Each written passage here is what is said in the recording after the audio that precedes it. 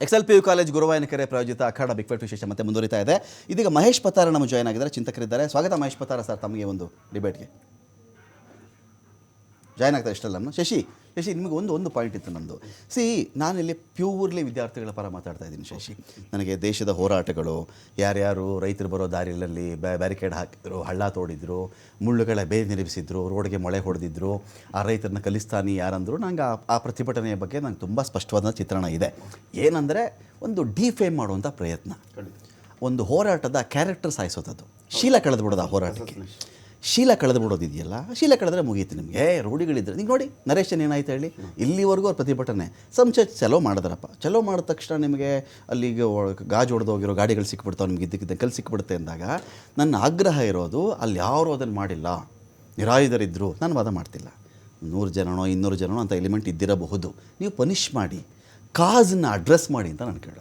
ಏನು ಕಾರಣಕ್ಕೆ ಪ್ರತಿಭಟನೆ ಮಾಡ್ತಿದ್ದಾರಲ್ಲ ಅದನ್ನು ಅಡ್ರೆಸ್ ಮಾಡಿ ಅಂತ ನನ್ನ ವಾದ. ನೋಡಿ, ಕೇಂದ್ರ ಸರ್ಕಾರದ ಆಗಲಿ, ಕೇಂದ್ರ ಸರ್ಕಾರದ ಪ್ರತಿನಿಧಿಗಳಾಗಲಿ, ಅದರ ವಕ್ತಾರರೇ ಆಗಲಿ, ಕಾಸ್ನ ಯಾರು ಇದು ಮಾಡ್ತಾರೆ ಅಲ್ವಾ? ಆಗಿರ್ತಕ್ಕಂಥ ಘಟನೆ ನಿಜ, ತಪ್ಪೇನಾಗಿದೆ ಅದ್ರ ಬಗ್ಗೆ ಯಾರು ಮಾತಾಡ್ತಾ ಇಲ್ಲ.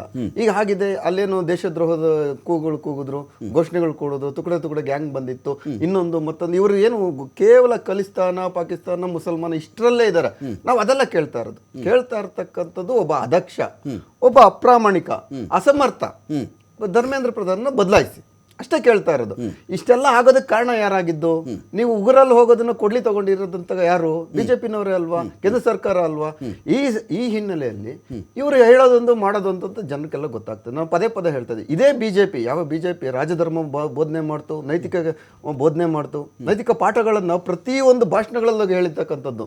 ಇವರು ಮೋದಿಯವರಾಗ್ಲಿ, ಅಡ್ವಾಣಿಯವರಾಗ್ಲಿ, ವಾಜಪೇಯಿ ಅವರಾಗ್ಲಿ, ಇವನ್ ಮೇಡಮ್ ಅವರು ಇನ್ನೊಬ್ರು ಸುಷ್ಮಾ ಸ್ವರಾಜ್ ಅವರಾಗಲಿ, ಎಲ್ಲರೂ ಸಹ ಪಾಠ ಮಾಡ್ತಾರೆ, ನೈತಿಕ ಗಿರಿನ ಪಾಠ ಮಾಡಿದ್ದು. ನೈತಿಕ ಪೊಲೀಸ್ ಮಾಡ್ತಾರೆ, ನಮ್ಮನ್ನು ಪೊಲೀಸ್ ಹತ್ತಿಕ್ತಾರೆ ಕೇಂದ್ರ ಸರ್ಕಾರ ಅಂತ ಕಾಂಗ್ರೆಸ್ ಮೇಲೆ ಇವರು ವಾದ ಮಾಡಿಕೊಂಡು ಜನರನ್ನು ಆಕರ್ಷಣೆ ಮಾಡಿ ಗೆದ್ದಿದ್ದಂಥದ್ದು.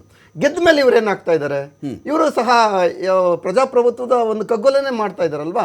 ಕೇಳ್ತಾ ಇರ್ತಕ್ಕಂಥದ್ದು ಸ್ಟೂಡೆಂಟ್ಸ್ ನೀವು ಹೇಳಿದ್ರಿ 22,000 ಆದ್ರೆ ಮೊದಲನೇ ಹಂತದಲ್ಲಿ 1,80,000 ಜನ ಬರೆದ್ರು, ಮೊದಲನೇ ಸರಿ ಬರೆದ್ರು. ಎರಡನೇ ಆಮೇಲೆ ನೀಟ್ ಪರೀಕ್ಷೆ ಪೇಪರ್ ಲೀಕ್ ಆಯ್ತು, CBI ಎನ್ಕ್ವೈರಿ ಆಯ್ತು, ಎಕ್ಸಾಮ್ ಅಂತ ಘೋಷಣೆ ಆಯ್ತು. ಘೋಷಣೆ ಆದ ನಂತರ 21 ಜನ ಆತ್ಮಹತ್ಯೆ ಮಾಡಿದ್ರು. ಆತ್ಮಹತ್ಯೆ ಆದಾಗೂ ಸಹ ಆ ಮಕ್ಕಳ ಬಗ್ಗೆ ಯೋಚನೆ ಮಾಡಲಿಲ್ವಲ್ಲ, ಆ ಮಕ್ಕಳಿಗೆ ಒಂದು ಸಾಂತ್ವನ ಹೇಳಿಲ್ವಲ್ಲ, ಅವ್ರ ಕುಟುಂಬಕ್ಕೆ ಇನ್ನೊಂದು ಮುಖ್ಯವಾದ. ನೆನ್ನೆ ಮಾತಾಡ್ದೆ ಏನು ಹೇಳಿದ್ರು ಗೊತ್ತಾ?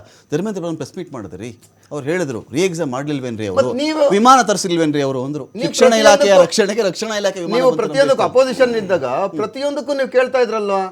ಇದೇ ನಮ್ಮ ದೆಹಲಿಯಲ್ಲಿ ಒಂದು ನಿರ್ಭಯ ಘಟನೆ ಆಯ್ತು, ಅವಾಗ ಎಷ್ಟು ಕ್ರೂರವಾಗಿ ನಡ್ಕೊಂಡ್ರಿ ನೀವು, ಎಷ್ಟು ಜೋರಾಗಿ ನೀವು ವಾಯ್ಸ್ ರೈಸ್ ಮಾಡಿದ್ವಿ. ನಿರ್ಭಯ ಘಟನೆ ಹೌದು, ಖಂಡಿಸಬೇಕು, ಪ್ರತಿಯೊಬ್ಬರು ಖಂಡಿಸಿದ್ವಿ, ಇಡೀ ದೇಶದ ಪ್ರಜೆನೂ ಖಂಡಿಸೋದು. ಆಗ ಬಿಜೆಪಿನೂ ಸಹ ಖಂಡಿಸ್ತಲ್ವಾ, ಜೋರಾದ ಪ್ರತಿಭಟನೆ ಮಾಡ್ತಲ್ವಾ, ಎಜಿಟೇಷನ್ ಮಾಡ್ತಲ್ವಾ?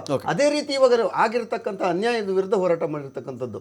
ಆದ್ರೆ ನೀವು ಅದಕ್ಕೆ ಪರ್ಯಾಯ ಏನ್ ಬೇಕು ಅನ್ನೋದು ಹೇಳ್ತಾ ಇಲ್ಲ. ನೀವು ಒಬ್ಬರೇ ಯಾರು ಮಿನಿಸ್ಟರ್ನ ರಾಜೀನಾಮೆ ತಗೊಳ್ಳೋದಕ್ಕೂ ಹಿಂದೇಟ್ ಆಗ್ತಾ ಇದ್ದೀರಾ ಅಂದ್ರೆ ನೀವು ಎಷ್ಟು ಅಹಂ ಇದೆ ಈ ಸರ್ಕಾರಕ್ಕೆ, ಎಷ್ಟು ಕಳಂಕಿತ ಕ್ಯಾಬಿನೆಟ್ ಆಗ್ಲಿಲ್ವಾ ಇದು ಅಂತ.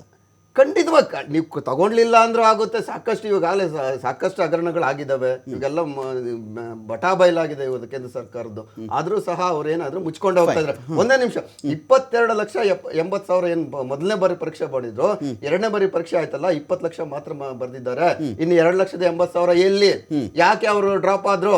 ಅವ್ರಿಗೆ ಬೇಜಾರಾಗಿದೆ, ಈ ಸಿಸ್ಟಮ್ ಮೇಲೆ ಅವ್ರಿಗೆ ಕೋಪ ಬಂದಿದೆ, ಆಕ್ರೋಶ ಬಂದಿದೆ. ನಾನು ಪೇಪರ್ ಲೀಕ್ ಆಗ್ತಾ ಇದ್ರೆ ನಾನು ಯಾಕೆ ಬರಲಿ ಅಂದ್ರು.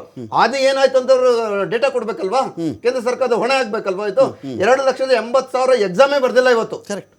ಏನಾದ್ರು ಯಾಕೆ ಅವ್ರು ಬರೀಲಿಲ್ಲ? ಅವ್ರ ಫ್ಯೂಚರ್ ಏನು? ಅದ್ರ ಬಗ್ಗೆ ಯೋಚನೆ, ಒಂದು ಸ್ವಲ್ಪನಾದ್ರೂ ಯೋಚನೆ ಮಾಡುವಂತ ವ್ಯವಧಾನ ಇರ್ಬೇಕಲ್ಲ ಕೇಂದ್ರ ಸರ್ಕಾರ.